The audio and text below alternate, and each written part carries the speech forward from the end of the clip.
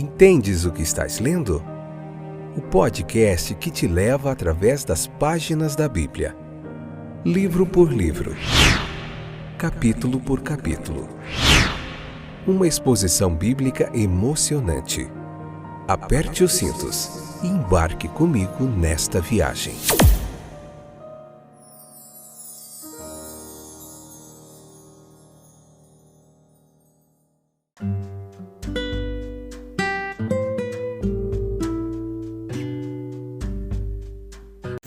Olá, meus queridos, tudo bem com vocês? Eu sou o Fábio, estou de volta, pelo menos estou tentando estar de volta, depois de alguns dias bem doente. Eu estou com dificuldade vocal, minha voz está bem difícil de falar, uma dor de garganta, mas enfim, a gente está aqui e eu vou fazer um esforço grande para poder concluir mais um episódio desse podcast. A gente parou em Mateus capítulo 14. Essa é a parte 2, episódio número 634, oitava temporada. Nessa oitava temporada estamos vendo o livro de Mateus, Evangelho de Mateus, capítulo por capítulo. Obrigado pela audiência, pela paciência, a todos vocês que têm estado conosco aí. Desculpe se não ficar perfeito o áudio, mas é por causa da nossa dificuldade hoje mesmo, mas tudo bem, vamos lá. Vamos hoje ver um pouco do primeiro milagre da multiplicação de pães. Alguns capítulos para frente nós veremos o segundo milagre. Tem muitas lições preciosas aqui em tudo isso que você pode aplicar na sua vida de uma forma muito proveitosa. A palavra de Deus é isso, ela transforma, ela renova, ela abençoa nossas vidas. Nós temos muita gente nos ouvindo em várias partes do mundo. Isso é muito legal, gratificante, satisfatório saber que os nossos dons, nossos talentos e a nossa pessoa como instrumentalidade do Evangelho, da expansão do Reino de Deus, está sendo usado aí por Jesus de uma forma maravilhosa, e isso é bastante recompensador. Vamos lá. Eu convido você a ler o capítulo, tá bom? E acompanhar a gente aí no YouTube, no Deezer, na Amazon Music, na Apple Podcasts, no Spotify, em vários outros distribuidores.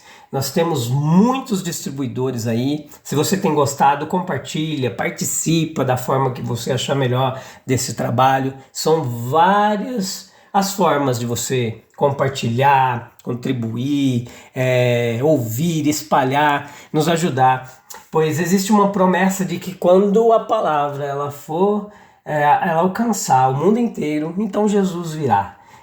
E a gente está, de certa forma, poderíamos dizer, acelerando a sua vinda. É possível, espalhando a sua palavra, né? Fazendo parte desse projeto. Então, dentre os motivos desse milagre da multiplicação de pães, havia um motivo principal. Uma compaixão humana gentil, uma memória condescendente da carência física da multidão de pessoas que acompanhavam Jesus ali. Nós podemos imaginar uma grande mistura de mulheres, crianças, entre os mencionados 5.000 homens. Nós podemos acrescentar aqui um sentimento de misericórdia de Cristo. Essa multidão ela se espalhou novamente deste local sagrado para suas casas, em grandes extensões de seu país. Que sermões eles levariam consigo, não?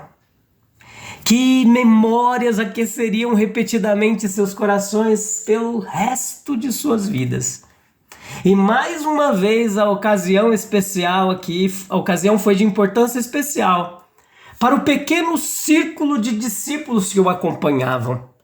Não precisamos duvidar que todos os discípulos eles foram provados, reprovados alguns.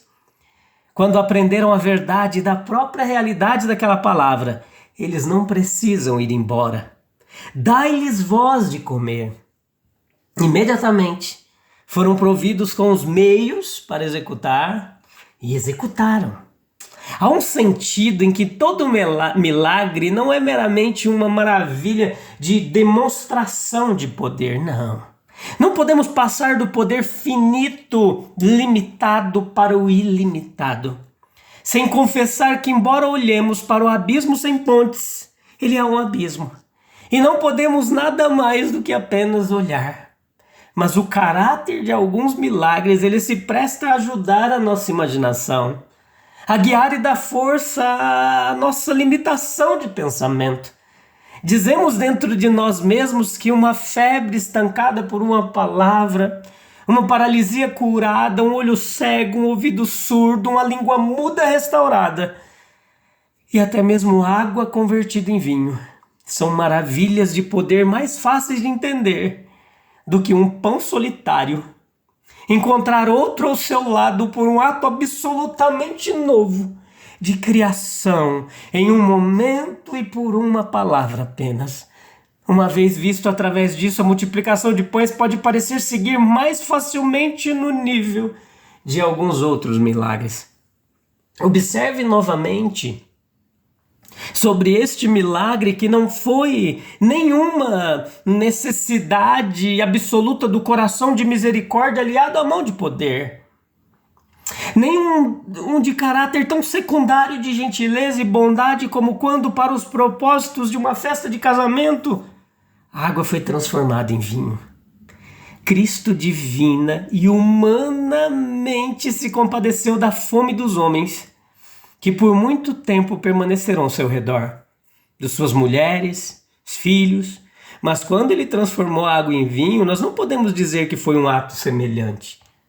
Novamente, não nos é dito em que ponto a multiplicação milagrosa do pão teve efeito sob a bênção e na repartição dos 5 pães e 2 peixes nas mãos de Cristo, ou quando os discípulos distribuíram, ou quando o povo comeu. Embora não nos seja dito, essa é uma das coisas não contadas que dificilmente podemos compreender. Isso sem qualquer acusação de presunção. Não precisamos supor maravilhas desnecessárias como o fato de que o pequeno estoque original de pães poderia ser manuseado por aqueles que distribuíram quando dividido em várias milhares de porções minúsculas. Mesmo isso apontaria para o aumento como ocorrendo na bênção e sob os atos manuais de Cristo. Novamente, meus queridos ouvintes que nos escutam em tantos lugares, em tantos momentos diferentes. Novamente, nós não somos informados de nenhuma expressão de surpresa ou de qualquer outro tipo sobre esse assunto, como feito por qualquer um da multidão. Na época, ou posteriormente, ou por qualquer discípulo, como poderia nos dar uma sugestão ou lançar luz sobre isso? Novamente, não nos é dito quanto tempo levou, que tipo de dificuldade, se houvera, os discípulos encontraram em seu trabalho de distribuir para algumas centenas dos que estavam sentados. Que a grande multidão estava assim disposta. Fala de desígnio por si só. Podemos ver os discípulos abrindo caminho com suas cestas de distribuição, com a ajuda, por assim dizer, dos corredores deixados entre o povo. Havia cerca de 5.000 para serem ministrados por cada um dos 12 discípulos. Não temos qualquer declaração sobre como e onde as mulheres e crianças obtiveram suas porções. A sugestão dos versículos 19 ao 21, no entanto, não nos deixaria nenhuma dúvida prática de que eles estavam agrupados em 50, 100, como escreveu Marcos. Com todas essas coisas não contadas, o milagre em si permanece confessado em sua grandiosidade mais simples, em sua evidência irrefutável e por sua satisfação bem-vinda. Alguns por meio dele para conhecer aquele profeta que deveria vir ao mundo. Alguns para mostrar amanhã que eram ingratos pelo banquete, mesmo que tivessem participado ansiosamente, mas alguns também. Não podemos duvidar, e não sabemos quantos para se lembrarem dele por dias e anos vindouros, para falar dele em toda parte com coração e palavras de gratidão. Existe uma parábola multiforme incorporada a esse milagre. Ela é uma parábola de Cristo, alimentando o mundo inteiro. É uma parábola de Cristo alimentando o mundo pela instrumentalidade humana de seus servos, seus discípulos, seus apóstolos, alguns chamados da massa, chamados por ele, enviados por ele. É uma parábola sobre o efeito que a bênção de Cristo pode ter e terá em suas próprias nomeações, sua própria provisão designada, seus próprios meios de graça designados, seus próprios métodos designados de distribuição, sua própria ordenação de sua igreja e seus ministros. Para a fé pensativa e reverente, certamente ela se constitui uma força bem-vinda. Em uma parábola de um sacramento, o sacramento em uma espécie, pois a plenitude do tempo ainda não havia chegado. O sacramento do alimento do corpo abençoado do próprio Senhor. Quantas vezes o cristão individualmente e humildemente foi iluminado por um pequeno pedaço da verdade da palavra divina, enquanto ele meditava. Como isso abriu, como isso refrescou seu estado de ânimo, como isso encheu seus olhos, alegrou seus sentimentos e imaginação. E quantas vezes, meus queridos, os verdadeiros ministros de Cristo, os pastores do rebanho de Deus, começaram a pensar e falar sobre o que parecia uma palavra, uma frase, um versículo, mas que aumentou sobre meditação, sobre oração, sobre a familiar comum, às vezes desprezada, pregação da palavra de Deus. Esse como último encargo e comissão de Cristo, sob a compreensão da inestimável bênção de sua última promessa, enquanto multidões ouviam, eram divinamente alimentadas, aprendiam a amar, a adorar e a viver uma nova vida. E o alimentador humano e o alimentado eram por si só todos satisfeitos. O milagre dos pães, meus queridos, foi uma mesa no deserto. Jesus tinha várias razões para atravessar o lago em direção ao deserto de Betsaida.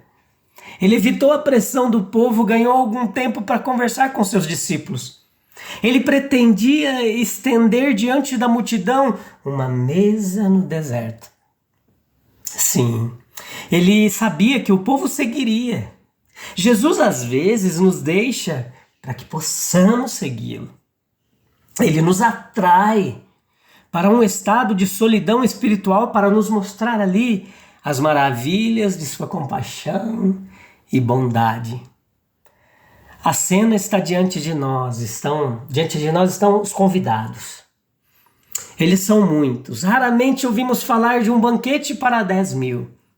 Havia cerca de 5.000 homens, eles eram facilmente contados, pois estavam dispostos em 50, 100. Ao lado destes estavam mulheres e as crianças.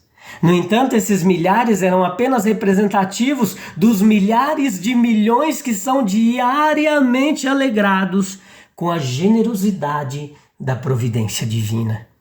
Eles também eram representativos do anfitrião para quem Deus providenciou as dádivas de sua graça. Destes, ninguém é excluído, que não tenha se excluído. Eles são sinceros, o interesse deles é despertado pelos sinais que Jesus fazia sobre os enfermos.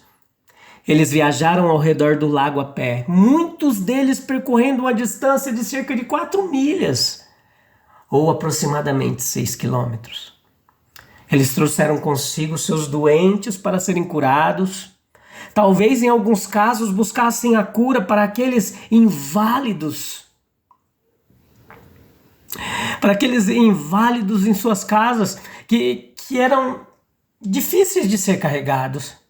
Certo que Jesus exigiu fé para a cura, e é igualmente certo que ele teve compaixão destes e curou seus doentes. Ele curou os que tinham necessidade de cura. Lucas nos conta que Jesus os recebeu e falou-lhes do reino de Deus. Se eles precisam do pão que perece, quanto mais precisam daquele que dura para a vida eterna. Jesus teve compaixão deles, porque eles eram como ovelhas que não têm pastor.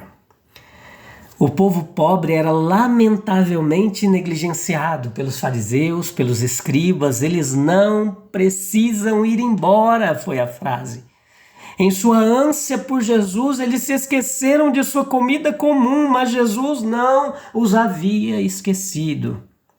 Buscai primeiro seu reino e a sua justiça, e todas essas coisas vos serão acrescentadas. Cada pessoa reflexiva naquela companhia seria lembrada do milagre anterior, quando seus pais no deserto foram alimentados do céu com maná. Até mesmo o deserto era sugestivo. Além disso, a Páscoa, uma festa dos judeus, estava muito próxima. Sim, e muitos nessa companhia de Jesus estavam a caminho de Jerusalém para celebrar aquela festa, relembrando de forma tão significativa a história de Êxodo, do Êxodo que a gente estudou. Quem então, senão o mesmo Deus de Israel que alimentou os pais com aquele pão celestial, é este Jesus que agora alimenta seus filhos, não menos milagrosamente. Sim, esse pão partido era o tipo do pão da vida a ser partido para a nutrição espiritual dos cristãos. Por ele Jesus proclamou a si mesmo, olha, o pão do mundo, a fonte de toda a vida, da qual não haverá bastante de sobra para todos e para sempre. O Senhor deu pão para denotar a vida que temos em comunhão com Ele. Então, meus queridos, nós nos maravilhamos em meio à nossa própria carência espiritual. O poder, a compaixão de Cristo ainda se manifesta, multiplicando a graça dele em nossas vidas, como os pães foram multiplicados no deserto.